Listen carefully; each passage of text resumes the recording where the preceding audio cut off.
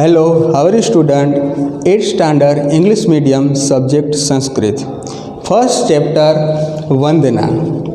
वंदना जो चैप्टर है वो माता सरस्वती के बारे में बताया गया है। इसमें वंदना जो चैप्टर है इसमें माँ सरस्वती जो है उसके बारे में यहाँ विस्तृत से माहिती हमें प्राप्त होती है। तो आइए हम वंदना के बारे में जानें। वंदना में सबसे पहला श्लोक है, जय जय है भगवती सुर भारती। जय जय है भगवती सुर भारती, यानी कि हे भगवती। भगवती का मतलब होता है देवी। हे देवी सुर भारती, यानी कि सुर की देवी। सुर की देवी कौन है? सरस्वती है। माता सरस्वती सुर की देवी है, इसलिए उसको बताया गया है, ओ गॉडेस सरस्वती, तुम सुर की देवी हो, यानी कि तुम वॉइस की देवी हो, तुम संगीत की देवी हो। तो हे देवी भगवती, भगवती का मतलब देवी, सुर भारती यानी कि सुर की देवी तुम्हारी जय हो, यानी कि जय जय है भगवती सुर भारती, है देवी सरस्वती सुर की देवी तुम्हारी जय हो। तव चरणों प्रणाम, उसमें ही दूसरी लाइन है, तव चरणों प्रणमाम, यानी कि तव यानी कि तुम्हारे, चरणों यानी कि चरण, प्रणमाम यानी कि नमन करना। तो तव यू, चरणों फीट, प्रणमाम यानी कि बाउंड डाउन, यानी कि तुम्हारे चरणों में हम नमन करते हैं या तुम्हारे चरणों में हम प्रणाम करते हैं। तव चरणों प्रणमाम, तुम्हारे चरणों में हम प्रणाम करते हैं। दूसरा श्लोक है, नाद ब्रह्ममयी जय वागीश्वरी।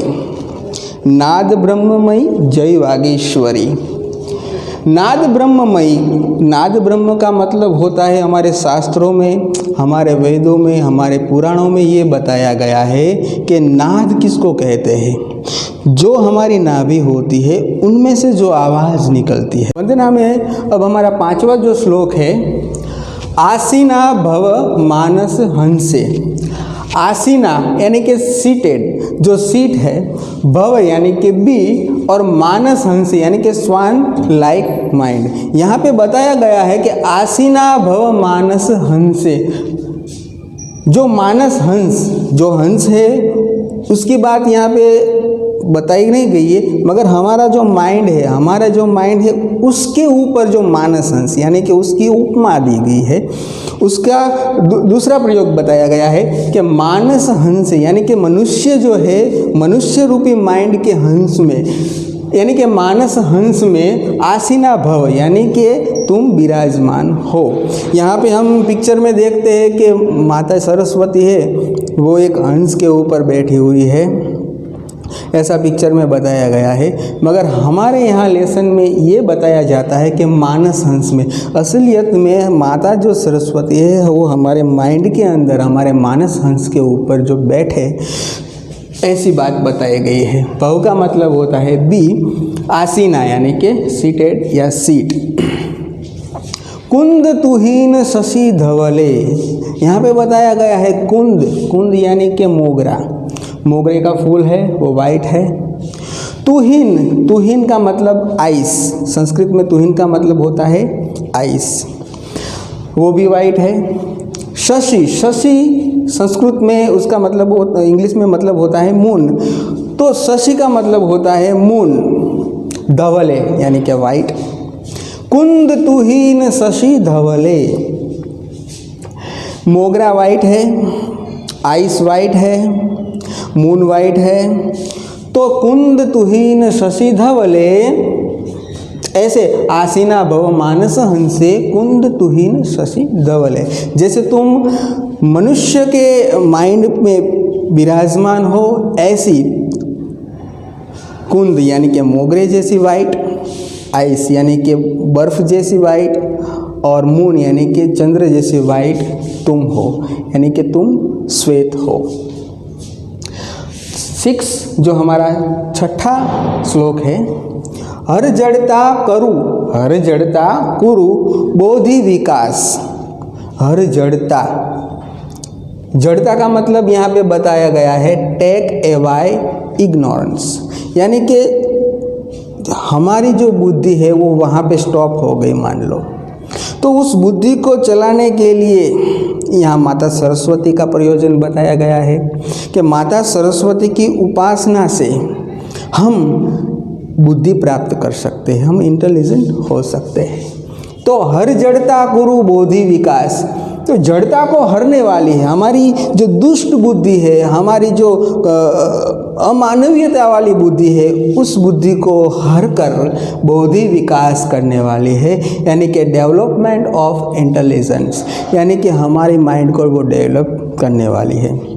हम तो यही प्रार्थना करेंगे माँ सरस्वती को कि आजकल जो कोरोना वायरस जैसी महामारी चल रही है, ऐसी महामारी में सभी लोगों को माता सरस्वती एक अच्छी प्रेरणा दे, अच्छी बुद्धि दे, ताकि ये जो संक्रमित है वो बढ़ रहा है वो ना बढ़े। ऐसी हम गॉडेस सरस्वती को हम प्रार्थना कर सकते हैं और करें, सभी करें। तो हर जड़ता गुरु बोधि विकास, जड़ता हमारी बुद्धि जो जड़ है उसको दूर कर कर डेवलप करने वाली है।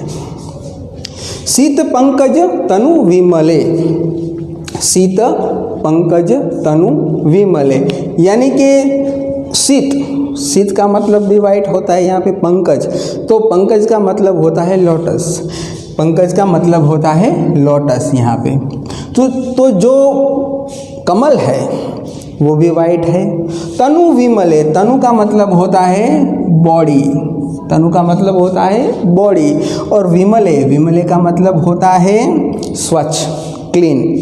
तो तनु विमले यानी कि तुम श्वेत कमल पर विराजमान, तनु विमले, तनु यानी कि बॉडी, विमल એટલે श्वेत यानी कि तुम सफ़ेद कमलों में विराजमान और स्वच्छ शरीर वाली हो। जय जय हे भगवती सुर भारती, यानी कि तुम्हारी जय हो। 7वां श्लोक है हमारा, ललित कलामयी ज्ञान विभामयी, ललित कलामयी यानी कि विविध प्रकार की कलाओं में निपुण माँ सरस्वती है। हम देखते हैं कि एजुकेशन में किसी की स्पीच अच्छी होती है, कोई डांस अच्छा कर सकता है, कोई अच्छा बजा सकता है इंस्ट्रूमेंट, तो विविध क्षेत्र में यानी कि अलग अलग क्षेत्र में उसकी कलाएं निपुण है। तो वो ललित कलामयी यानी कि विविध प्रकार की कला देने वाली है, ज्ञान देने वाले है, अट्रैक्टिव स्किल नॉलेज। ज्ञान विभामयी यानी कि ब्रिलियंस यानी कि क्रांति, वो ऐसी देवी है जो हमें ज्ञान देती है, हमें नई क्रांति देती है, नई लाइटिंग देती है। 8वां जो श्लोक है उसमें बताया गया है कि ललित कलामयी, यहाँ पे पहले जो 7वां श्लोक है उसमें बताया गया था वीणा पुस्तक धारिणी, वीणा, वीणा उसका मतलब वीणा इंस्ट्रूमेंट है, और पुस्तक का मतलब होता है बुक, वीणा और पुस्तक, धारिणी यानी कि होल्डिंग, तो holding a veena and book, veena और पुस्तक धारण करने वाली है, उसके हाथों में वीणा है, उसके हाथों में बुक है। तो माँ सरस्वती है, उसके एक हाथ में वीणा है, एक हाथ में बुक है, उन्होंने होल्डिंग किया है। 8वां श्लोक है मतिरास्ताम नो तव पद कमले ऐकुंठा विषहारिणी, मतिरास्ताम नो तव पद कमले, यहाँ पे तव का मतलब यू, तुम्हारे, पद कमले, पद यानी कि फीट, कमल यानी कि लोटस, लोटस लाइक फीट, तुम्हारे पद कमल में यानी कि तुम्हारे चरण कमल में मतिरास्ताम यानी कि इंटेलिजेंस माई स्टे, यानी कि हम अपनी बुद्धि अर्पित करते हैं, हम अपनी बुद्धि रखते हैं ताकि तुम हमें अच्छा नॉलेज दे सको। ऐ कुट्ठा विषहारिणी, ऐ यानी कि ओ देवी सरस्वती तुम, कुट्ठा विषहारिणी यानी कि हमारे माइंड में जो कचरा भरा है, जो विष भरा है, एक दूसरे को एक दूसरे के साथ झगड़ा करना, मारना पीटना, दूसरों को हैरान परेशान करना। और आप देख रहे हैं कि दुनिया में बहुत सारे ऐसे लोग, तो वो जो माइंड का कचरा है, वो माइंड का कचरा दूर करके कुंठा विषहारिणी यानी कि द पॉइजन ऑफ मेंटल स्लेंस, यानी कि जो हमारे दिमाग में जो कचरा है वो दूर करने वाली है, हमारी जो ऐसी मेंटालिटी है, हमारी जो सोच है, उसको दूर करने वाली देवी सरस्वती है। तो यहाँ पे माता सरस्वती के वंदना चैप्टर जो है उसमें हमारे 8 श्लोक बताए गए हैं। उस 8 श्लोक की प्रस्तुत माहिती इस प्रकार थी। दूसरा चैप्टर नेक्स्ट लेक्चर में।